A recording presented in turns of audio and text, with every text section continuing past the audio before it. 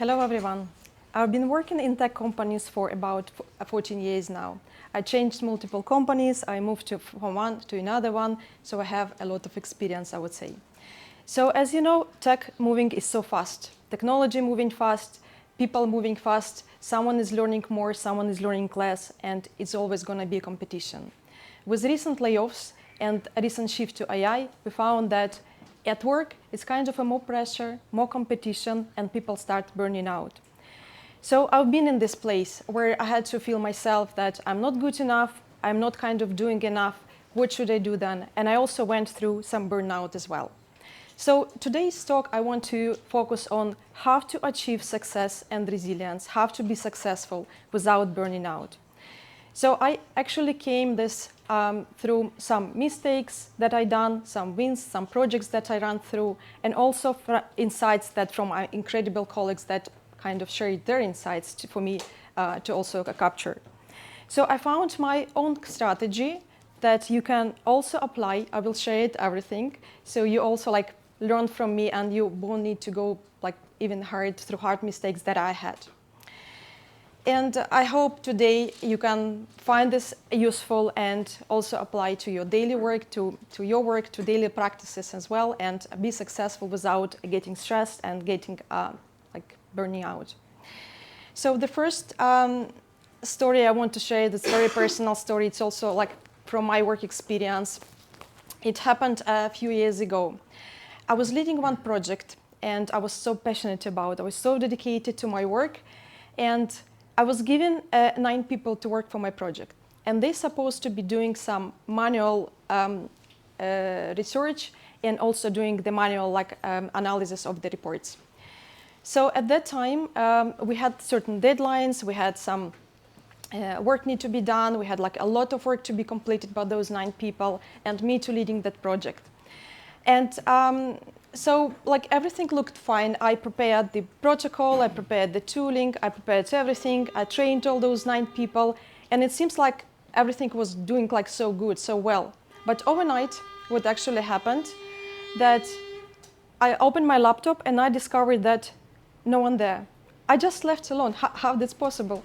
So that was time when it pandemic happened and all offices shut down, and at that time, those people were not equipped with their tooling, with their laptops. They were not allowed to work from home to complete the work.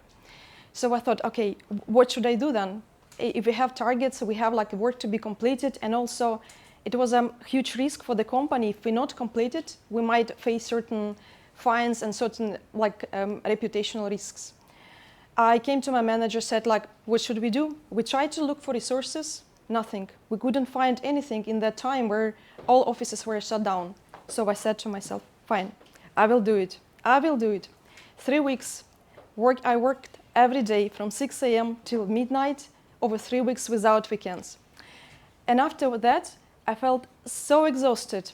I felt that I completely drained, but I completed the work. I completed the work of 9 people on my own. I felt so proud of myself. I did it. That's so cool. I was waiting to share this with my manager, and when I came to one-to-one with her, she said to me, "Thanks, Iryna," and that's it. I kind of wait. Where is celebration? Where is recognition? I was waiting for that. I'm so kind of drained, and she said to me, "You know what? We need to have more people of this level. We shouldn't rely on one person," and she was right. She was actually right. From the company perspective, this is right. Why to put all eggs in one basket? Yeah. Why rely on one person? So they asked me to train more people to my level, and that's it. They moved to another project. It was kind of a lesson for me. I moved to another project, and at that time, I actually was really enjoying the work I was doing. I have cybersecurity background. I'm working in financial fraud prevention. I really love my work. I truly enjoy it. So I had an idea about improving systems and tooling and processes, and I was so passionate about to share it. But I felt that it's not ready yet to be shared. It's not perfect. I need to shape it. I need to clean everything, the small pieces, to present it to stakeholders.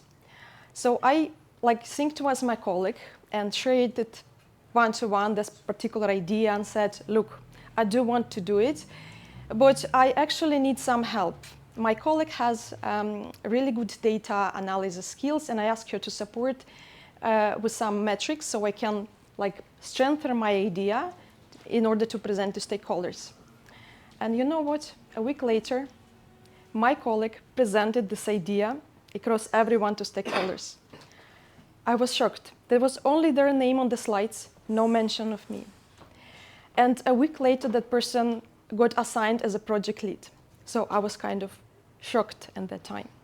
So I asked that person to speak in private, not to fight, not to kind of identify what happened, but I actually came to the point that about, okay, how this has happened? No, I didn't ask this question. I asked actually I see you have this idea. And that person said, actually, it's maybe a coincidence. Maybe it was a coincidence. But that person had data skills. I had knowledge skills about that particular area. And I proposed let's combine our ideas. Let's combine our skills. Let's do it together. Let's work together. And we actually co-lead this project. And we even achieved better results. Better results and better impact. So we actually done it very well. So what I could do in that space, when that happened, I could come to my manager and said, look, someone had stolen my idea. But then from the company perspective, it doesn't matter whose idea it was. As long as we work together, as long as we deliver impact, this is matter. So this kind of situation and in multiple other things that I learned from my experience brought me to one point that if you're working hard and burning out, the people won't kind of remember how much hours you spent. They only worried about the deliverables and if the work has been delivered. No one asked if I slept well, if I kind of had some rest after a long project or a lot of work done. And burning out is not leading me to anywhere. So I start kind of strategizing what can I do to just be myself and not losing energy and grow personally and professionally, and how can I shape myself in the way of enjoying the work. And as you can see, I'm smiling. 15 years, almost 15 years in IT companies, I'm growing and I'm kind of managing my boundaries, so everything looks fine. And now I have 5 steps I want to remember, and this is something that you can take today from me and apply to your work or personal life. So the first one is my colleague shared it with me, but it took me some time to adjust it and understand it and also find the way to apply. Work smart, not hard.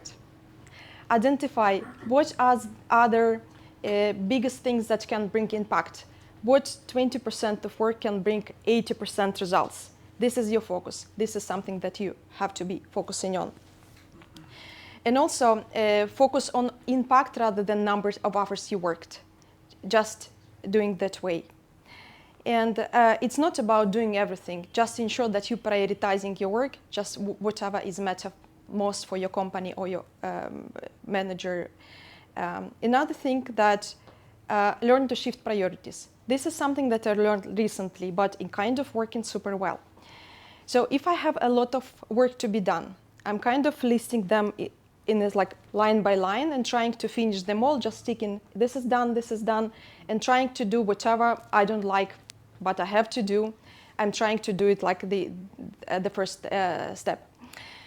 So, but the main thing is here that the technology changes, the work is changes, the priority are changes, changing. So in that case, I setting one-to-one with my manager or ask the stakeholders what they're top of mind now. And this is the way how I shift my projects. So I work within my scope, but I actually shift within that particular priority to ensure that I am kind of in line with them.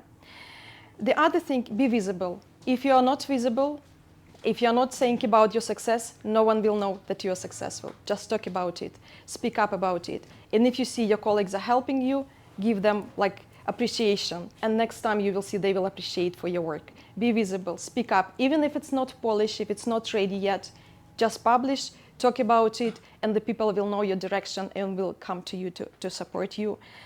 For number 4, protect your boundaries, protect your energy. No one will protect your energy. Just imagine you have your dream business and you come to office one day and see everyone miserable. What would you do? You would support them. You would offer your help. You will lead with courage. You will lead with support, compassion, with clarity. Just do the same to yourself. Lead yourself with compassion, with clarity, and support the boundaries. And the last thing is redefine competition. The only person you should compete is yourself in past. Don't compare yourself to others, because always going to be someone faster, louder, is going to be someone who is running faster and presenting faster the ideas. Instead, if you see there is a competition happened, try to collaborate with that person, and the only person to compete is yourself. If there is only one thing that I want to take with you, for you today, is that there is only one you. Tomorrow going to be a lot of work. The day after is going to be more work. But there is only one you. Focus on you. Focus on your happiness, your wealth. This is the most important, and this is priority number 1. Thank you.